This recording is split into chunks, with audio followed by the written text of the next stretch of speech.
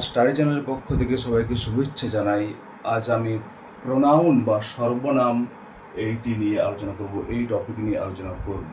তো অর্থাৎ একটা নাউন বারবার ইউজ না করে তার বদলে আমরা যখন যে শব্দ ব্যবহার করছি তাকে বলা হয় প্রোনাউন বা সর্বনাম।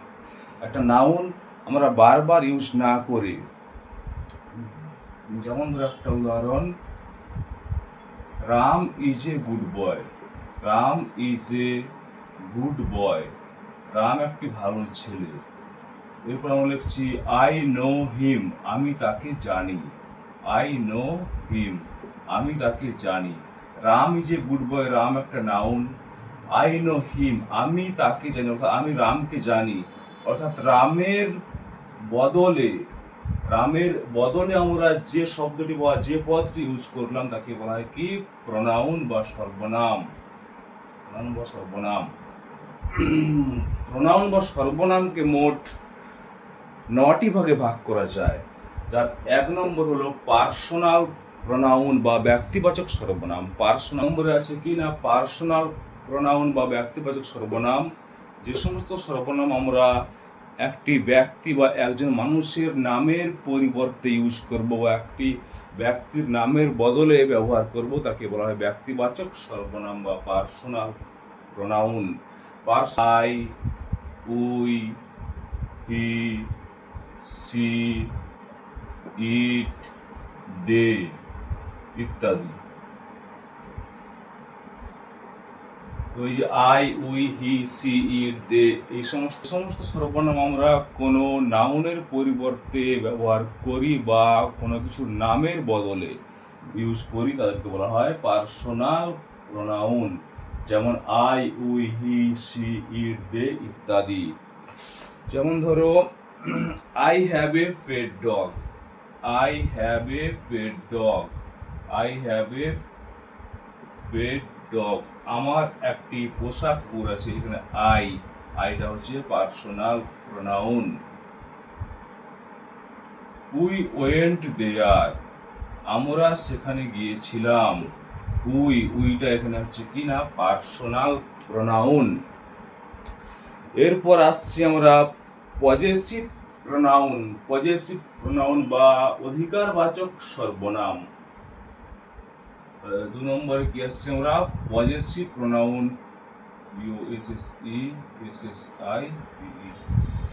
পজেসিভ প্রোনাউন, যেটাকে বাংলাতে বলা হচ্ছে অধিকারবাচক সর্বনাম।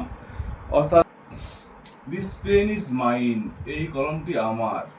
দিস পেন ইজ মাইন, এই কলমটি আমার। এই যে মাইন, আমারটা একটা কি না পজেসিভ।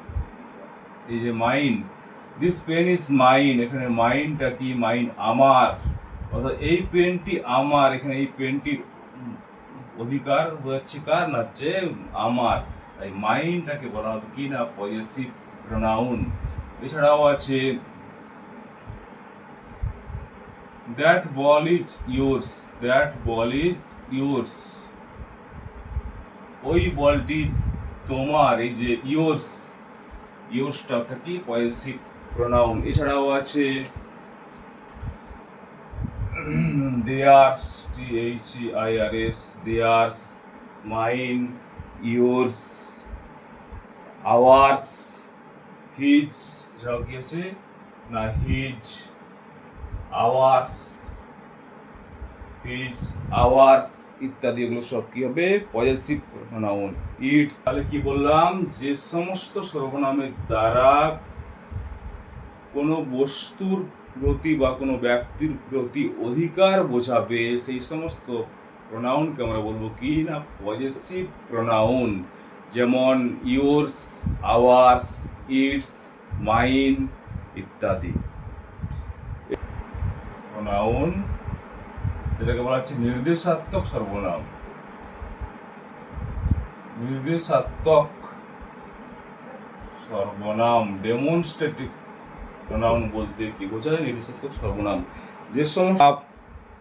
যে সমস্ত সর্বনাম বা প্রোনাউন কোনো কিছুকে নির্দেশ করে তাকে বলা হয় নির্দেশাত্মক সর্বনাম। উদাহরণ কি হবে? উদাহরণ হবে দিস, দ্যাট, দোজ, দিজ। যেমন উদাহরণ কি হবে না, this, that, those, these, this, that, those, these, এই সমস্ত থাকলে এই সমস্ত শব্দগুলিকে আমরা কি বলবো না, ডেমনস্ট্রেটিভ প্রোনাউন বা নির্দেশাত্মক সর্বনাম। যে সমস্ত সর্বনাম কোনো কিছুকে নির্দেশ করে তাদেরকে বলা হয় কি না, ডেমনস্ট্রেটিভ প্রোনাউন বা নির্দেশাত্মক সর্বনাম। যেমন this is my bag, this is my bag, ওইটি হলো আমার ব্যাগ, এইটি হলো আমার ব্যাগ, এইটি হলো দিস, এইটি হলো আমার bag. These balls are yours, these balls are yours. ওই বলগুলি তোমাদের, এই বলগুলি তোমাদের। These balls are yours. এই বলগুলি তোমাদের। These are these, এইগুলি সামনের কোনো বস্তু বা ব্যক্তিকে নির্দেশ করার জন্য ইউজ করা হয়। আর দ্যাট এবং দোজ, দ্যাট এবং দোজ এই সর্বনাম দ্বারা দূরের কোনো বস্তু বা ব্যক্তিকে নির্দেশ করা হয়। যেমন আমি যদি এখানে বলি that is your pen, that is your pen, that is মানে ওইটি হলো তোমার কলম। ওইটি মানে দূরের কোনো বস্তু বা ব্যক্তিকে যখন নির্দেশ করছে তখন দ্যাট বা দোজ ইউজ করা হয়। দ্যাট ইজ ইউর পেন, ওইটি হলো তোমার পেন। এই যে দিস, দ্যাট, দোজ, দিজ, এগুলোকে বলা হয় কি, ডেমনস্ট্রেটিভ প্রোনাউন বা নির্দেশাত্মক সর্বনাম। সর্বনাম ভার্বের উপর জোর প্রকাশ করে সেই সমস্ত সর্বনাম বা প্রোনাউনকে আমরা বলবো রিফ্লেক্সিভ প্রোনাউন। তাহলে কি বললাম, যে সমস্ত সর্বনাম ভার্বের উপর জোর প্রকাশ করে বা একটি কাজ করার উপর জোর প্রকাশ করে বা নিশ্চয়তা প্রকাশ করে সেই সমস্ত প্রোনাউনকে আমরা বলবো রিফ্লেক্সিভ প্রোনাউন। উদাহরণ কি হবে? উদাহরণ হবে myself, yourself, themselves,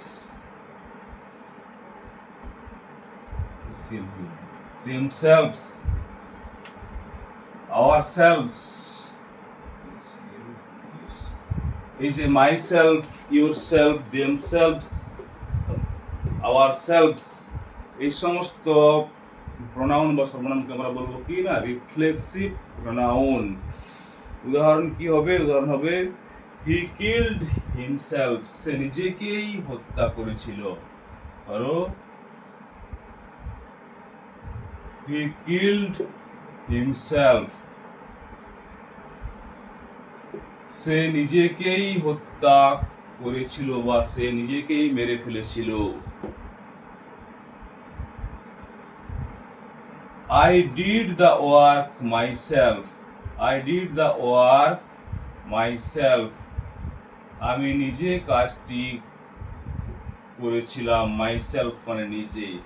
I did the work myself, আমি নিজেই কাজটি করেছিলাম। এরপর আসছে emphatic pronoun.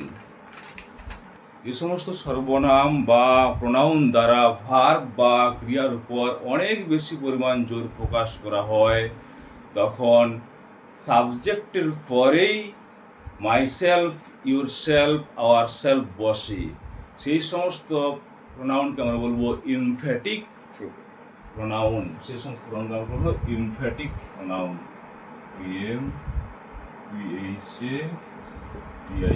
Emphatic pronoun.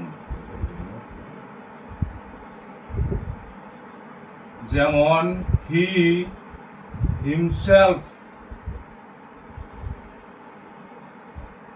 he himself